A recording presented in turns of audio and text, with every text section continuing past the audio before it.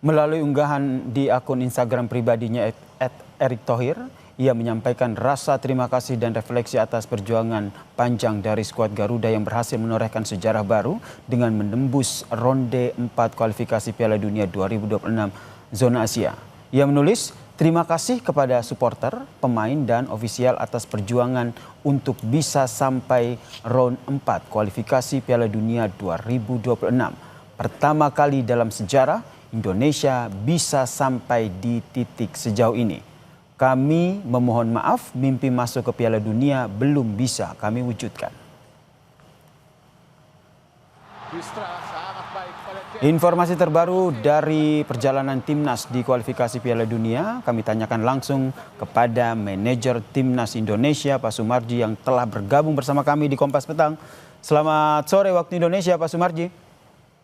Ya, selamat siang waktu Saudi. Pak Sumarji, ini usai laga semalam, apakah Ketua Umum PSSI sudah bertemu dengan para pemain?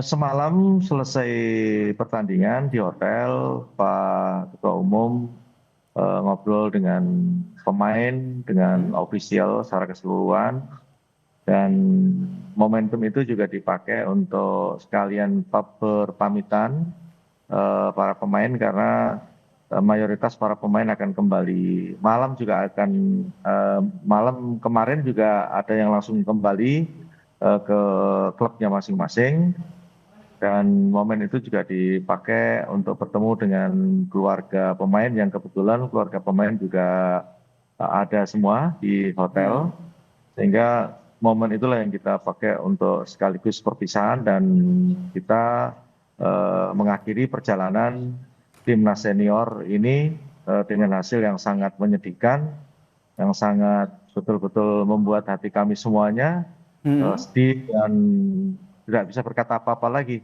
karena kami sudah berusaha dan berjuang, khususnya para pemain, untuk memberikan support, untuk memberikan semangat dan memberikan semuanya kepada tim ini. Namun karena hasilnya juga tidak sesuai dengan harapan kita semua, itulah yang kami sangat menyesal. Dan saya yakin kesedihan itu tidak hanya dirasakan oleh para pemain, namun kami para supporter Timnas Indonesia sejak awal juga tentu merasa sedih begitu. Pak Sumarji, bisa digambarkan lagi bagaimana apa mungkin yang disampaikan oleh para pemain Timnas begitu, karena perjuangan cukup panjang begitu sampai akhirnya bisa sampai ke ronde keempat, namun dengan hasil yang tidak memuaskan, gagal menuju Piala Dunia.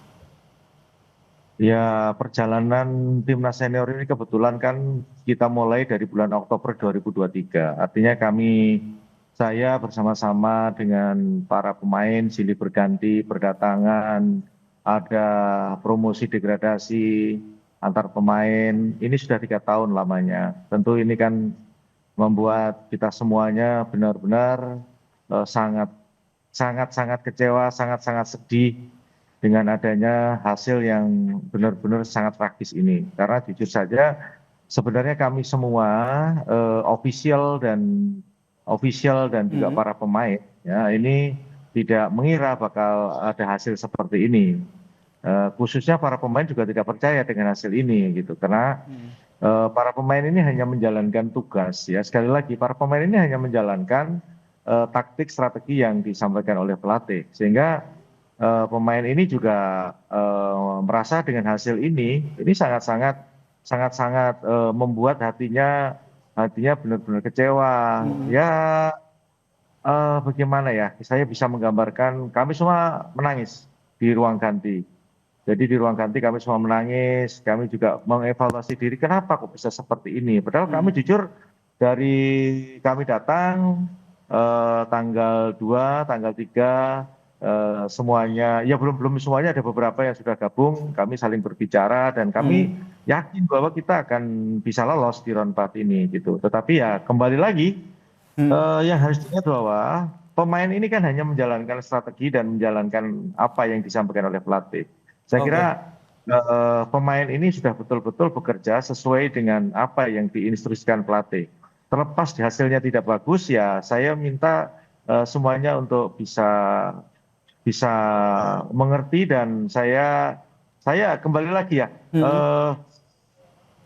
saya tidak bisa mengungkapkan situasi ini dengan aduh bingung gitu ya, karena sampai detik ini pagi ini juga kami kumpul dengan beberapa pemain yang belum kembali ke klub masing-masing, itu masih bertanya-tanya ini kenapa gitu kok sampai hasilnya sejelek ini gitu.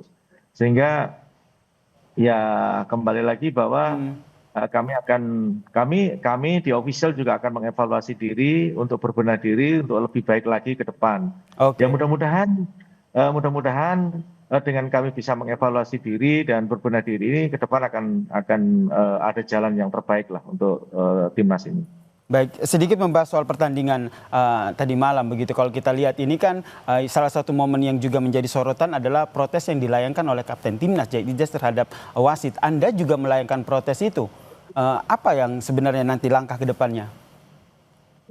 Begini, sebenarnya kemarin kami protes yang pertama ada beberapa pelanggaran-pelanggaran yang semestinya bisa menguntungkan dan itu harusnya eh, bisa membuat tim kita lebih baik gitu ya. Artinya Hmm, eh, pelanggaran-pelanggaran yang dilakukan oleh Irak itu mestinya harusnya berpihak ke timnas kita, tetapi itu tidak dilakukan. Nah, itulah makanya di akhir itu pelanggaran yang dilakukan oleh Irak ke kita, khususnya Kevin Dick, itulah yang kita protes gitu ya. Kita protes kenapa kok sampai tidak dapat penalti gitu. Itu yang kita protes dan itu kan kami juga melihat hmm, dari tayangan. Kebetulan di kita juga ada laptop yang bisa kita monitor pergerakan pemain dan hmm, kira-kira layak ini pelanggaran atau tidak. hmm, Itu sejujurnya sebenarnya menurut hmm. pengamatan kami juga itu pelanggaran gitu. Tetapi ya kembali lagi keputusan wasit memang tidak menguntungkan buat tim Tim kita. Tetapi tim kembali kita ya. lagi Hmm, kenapa kita ya kalau ditanya soal protes kami protes gitu. hmm. Saya pun juga protes sehingga sebenarnya sih di akhir pertandingan kami mau buat surat protes, tapi kita berpikir kembali sudahlah, ini sudah berakhir dan saya Hmm. kira apa namanya kita protes pun juga tidak ada gunanya juga gitu, Baik. karena sudah tidak ada sudah selesai lah. Sudah selesai ya Untuk begitu ya. ya Tadi uji yang coba. menarik Anda sampaikan Pak Sumarji akan melakukan evaluasi. Kalau kita ngomongin soal skala prioritas, evaluasi pertama yang dilakukan di bagian apa? Pemain, pelatih atau seperti apa? Ya tim pelatih kalau saya. Pemain kan hanya menjalankan instruksi pelatih. Strategi apa yang disampaikan yang harus dijalankan oleh pemain itu kan dari pelatih. Ya, saya kebetulan kan cukup lama sekali saya di tim Hmm, ini dan berganti pelatih pun juga saya ada di situ. Boleh dikatakan hmm, ibaratnya sejak lahir ya saya ngomong mengawali dari round 1 kita lawan Brunei hmm. sampai dengan saat sekarang ini kan saya selalu ada dan saya selalu melekat gitu. Siang malam kalau tim Hmm. TC saya juga tungguin anak-anak. Jadi saya tahu gitu. Kalau ditanya evaluasi apa ya pelatih yang dievaluasi. Titik, Patrick sudah nggak ada Kluivert lagi. harus dievaluasi begitu ya menurut Anda ya. Kalau dari Ketum Iya. PSSI sendiri apakah juga akan melakukan hal yang sama begitu? Memanggil Patrick Kluivert dari hasil ini dan melakukan evaluasi? Ya saya kira kalau berkaitan dengan itu tentu kan saya juga punya kewajiban untuk Hmm, menyampaikan ini, melaporkan semua tentang perjalanan timnas ini khususnya di round 4 ini. hmm, Nah, itu semua kan nanti kita sampaikan di rapat exco. Disitulah nanti saya akan paparkan semua apa yang saya alami dan apa yang terjadi sehingga nanti semua biar tahu, hmm. biar mohon maaf aja biar tidak salah dalam mengambil keputusan lagi begitu. Sehingga kaitannya dengan ini saya akan membuat laporan secara resmi ke Ketua Umum PSSI dan juga saya akan membuat laporan ke Exco karena kan memang tanggung jawabannya ke situ. Saya selaku manajer dan saya selaku Ketua BTN.